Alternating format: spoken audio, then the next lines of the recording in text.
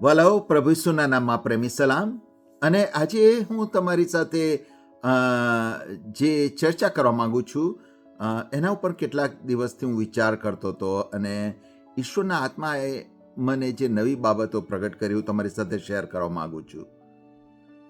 જો હું તમને આ સવાલ પૂછું કે આ પૃથ્વી પરના જીવનમાંથી આપણે અનંતકાળના જીવનમાં શું લઈ જઈ શકીએ છીએ, અને તમે તરત જ કહેશો કે અહીંથી અનંતકાળના જીવનમાં હું ને તમે કશું લઈ જઈ શકતા નથી, અને એ વાત સાચી છે.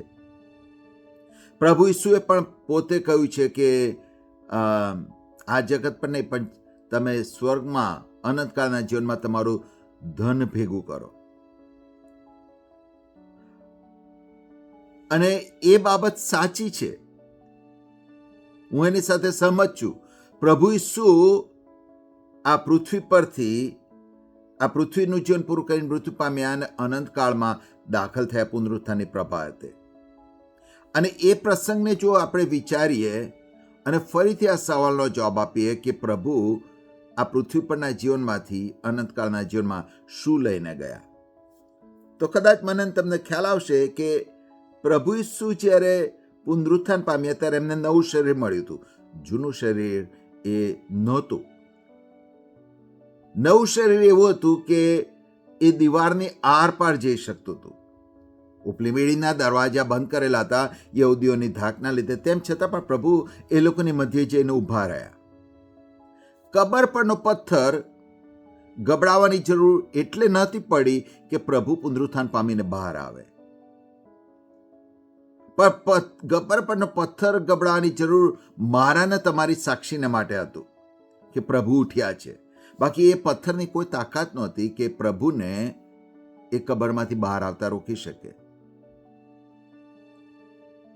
પ્રભુને જે કફનમાં લપેટેલા હતા, જે લુગડામાં એમના શબને મૂકવામાં આવ્યું હતું, એ લુગડા વાળીને પિતર અને યોહાન જ્યારે પહોંચે ત્યારે લોકો જોવે છે કે ત્યાં આગળ એ કબરમાં વાળીને મૂકેલા છે.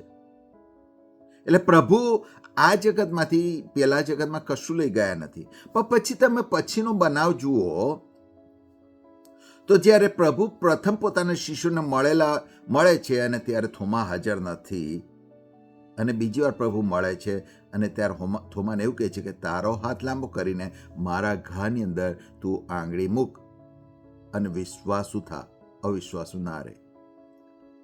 એનો અર્થ એ થયો કે પૃથ્વી પરના જીવનની અંદર પ્રભુને પૃથ્વી પરના શરીરમાં જે ઘા વાગેલો હતો એ સમહાવ પ્રભુએ પુનરુત્થાનના શરીરની અંદર એ ઘા રહેવા દીધો છે. પ્રભુ ધારત તો એ ઘાને નવા શરીરની અંદર દૂર કરી દીધું હોત, પણ પ્રભુએ રહેવા દીધું છે. અને એનો કારણ પણ મને તમને મળે છે કે પ્રભુ એ ઘાને સાક્ષી તરીકે વાપરવા માંગે છે, કે જેથી કરીને થોમા એ વિશ્વાસુ બને, અવિશ્વાસુ ના રહે.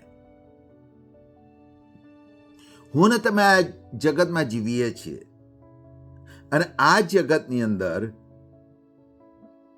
Because it is a fallen world, મારી તમારી સાથે ઘણું બધું અમારા તમારા જીવનમાં બને છે. ડિવોર્સ થાય છે, મરણ થાય છે, ભયંકર બીમારીઓ આવે છે, દગાઓ થાય છે, વિશ્વાસઘાત થાય છે, અને એના કારણે આપણે ઘવાઈએ છીએ. અને ઘણીવાર મને ને તમને એમ થાય છે કે શા માટે આ પ્રમાણે બન્યું છે. કદાચ હું એક્સપ્લેન નહીં કરી શકું, પણ એટલું ચોક્કસ માનું છું કે પ્રભુ દરેક બાબતનો ઉપયોગ પોતાના મહિમાના માટે કરે છે. જ્યારે પ્રભુ પેલા પક્ષઘાતીને સાજો કરે છે ત્યારે પ્રભુ એક વસ્તુ કહે છે, તારું બિછાનું ઉચકીને તું ચાલ. શા માટે જરૂર હતી? શા માટે પ્રભુ બિછાનું ઉચકીને જવાનું કહે છે? હું એવું માનું છું કે જ્યારે કોઈ વ્યક્તિ એને મળે, જેણે સાજા પણ મળ્યું છે, અને પૂછે તારું બિછાનું કેમ લઈને ચાલે છે, ત્યારે તરત જ કહેશે કે વર્ષો સુધી આ બિછાનાની અંદર હું બંધાયેલો હતો, વર્ષો સુધી મારી પાસે કોઈ આશા નહોતી, પણ એક દિવસે પ્રભુ આવ્યા અને મને આ બિછાનામાંથી નવું જીવન આપ્યું. હવે હું આની અંદર બંધાયેલો નથી. એ બિછાનું કે જે એના માટે બંધન હતું, હવે સાક્ષીનું કારણ બને છે કે બીજાઓને આશા મળે, બીજાઓને જીવન મળે. અને હું માનું છું, હું ને તમે ઈચ્છીએ છીએ કે આપણા બધા ઘર ઉજળી જાય, આપણા બધી જે દુર્ઘટનાઓ બનેલી છે સમહાઉ ડિસઅપિયર થઈ જાય. પણ હું માનું છું કે પ્રભુ એને રહેવા દે છે. જેવી રીતે પ્રભુએ પોતાના ઘાને પુનરુત્થાનના શહેરમાં રહેવા દીધા હતા. પ્રભુ મારાના તમારા જીવનમાં જે બન્યું છે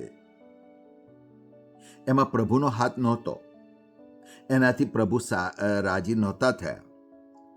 એ પાર્ટ ઓફ ફોલન વર્લ્ડમાં આપણે જીવીએ છીએ એ છે, પણ તેમ છતાં પણ પ્રભુ એનો ઉપયોગ કરે છે. અને જે વ્યક્તિઓ નિરાશ હોય છે, જે વ્યક્તિઓએ આશા છોડી દીધી છે, એમને નવી આશા આપે છે. પાછલા દિવસોમાં હું પ્રાર્થનાઓની અંદર ઘણા લોકોની સાથે હું પ્રાર્થનામાં હતો, અને જ્યારે હું જોતો તો એમના જીવનો કેવી રીતે ભાગી ગયેલા છે, એમના જીવનોમાં શું બન્યું છે, કેવા અન્યાયો બન્યા છે. મેં ઘણી સાક્ષીઓ સાંભળી, પણ પછીથી હું જોઈ શક્યો છું કે પ્રભુએ એમના જીવનમાં જે બન્યું છે એના દ્વારા બીજાઓને નવી આશા આપી છે. પાઉલ પ્રેરિત કહે છે કે અમારી આ તકલીફો એ અમારે બીજા શબ્દો હું પેરાફ્રેઝ કરીને કહું છું, પાઉલ પ્રેરિત આપણને કહે છે કે મને જે કંઈ તકલીફ પડી છે એ તમારા લાભના માટે છે.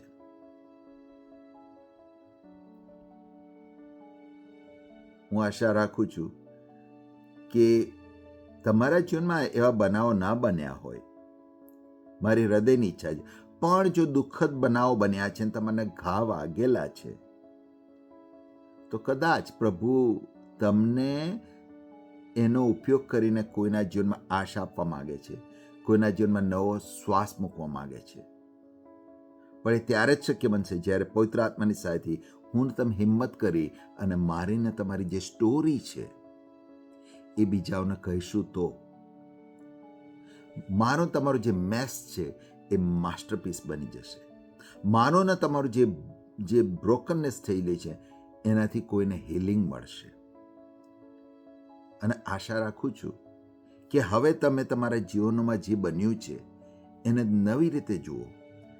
Late the story be told.